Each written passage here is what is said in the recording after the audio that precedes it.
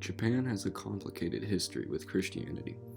The religion was first introduced in Japan in the year 1549 and was successful for around a century afterward. However, Christianity faced many roadblocks along the way, and it was drastically reduced going into the 1600s. One of the first complications for the religion came in 1587 when Toyotomi Hideyoshi banned Christian missionaries from entering Japan.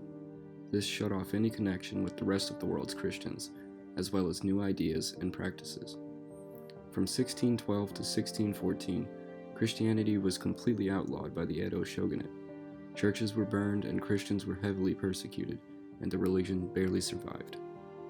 In 1612, nearly 300,000 Christians were living in Japan, but in just a decade, there were less than half of that number. In the southwestern island of Kyushu, Lord Arima Harunobu may have given Christianity its last hope in Japan. A Christian himself and Lord of the Shimabara Peninsula, he will offer a safe haven for many followers in Japan. While this area is where Christianity survived the most in Japan, nowhere was truly safe from the brutality of the Edo shogunate's persecutors. This is where the secret Christians, also known as hidden Christians, of Kyushu come into prominence. キリスト教を禁止しようということで政策を取っていくんですけど、心はキリシタンだということで密かに秘密の組織を作ってキリスト教をずっと信仰している。 These people were forced to hide their faith to escape persecution, often using Buddhism or Shinto as a disguise. Many joined Buddhist or Shinto communities without active participation, just to avoid suspicion.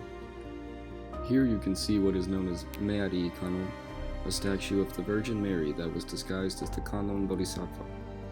When we look at just how brutal the persecution was of these Christians, it is hard to believe that the religion still exists at all in Japan. A common practice involved forcing Christians to step on fumie, or face death by torture. The movie Silence, directed by Martin Scorsese, depicts this practice quite graphically.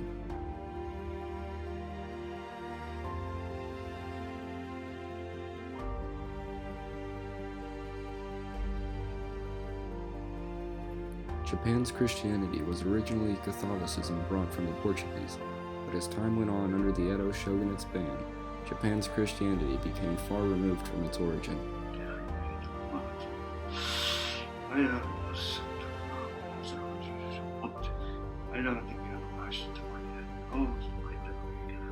Naturally, as there was no access to churches or priests, and no explicit objects of worship, this form of Christianity would develop into a very unique and distinct sect that we can still see remnants of today. The ban of Christianity was lifted in 1873, and many Christians did join the Catholic Church and begin to practice in the way that was first brought to Japan.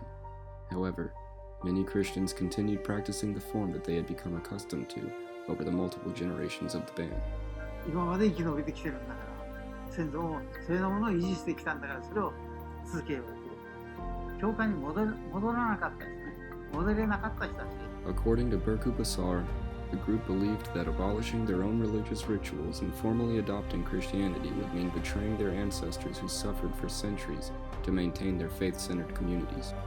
While it may not always be in the same forms that the West is used to, Christianity does still exist in Japan, be it as a very small percentage. Today, only around 1% of Japan's population identifies as Christian.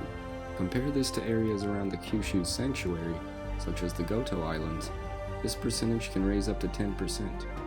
In these areas, regular masses are attended at Catholic churches, but it is still common for Christianity to be practiced in solitude with no church or priest, following the examples of the enduring and unremitting hidden Christian ancestors.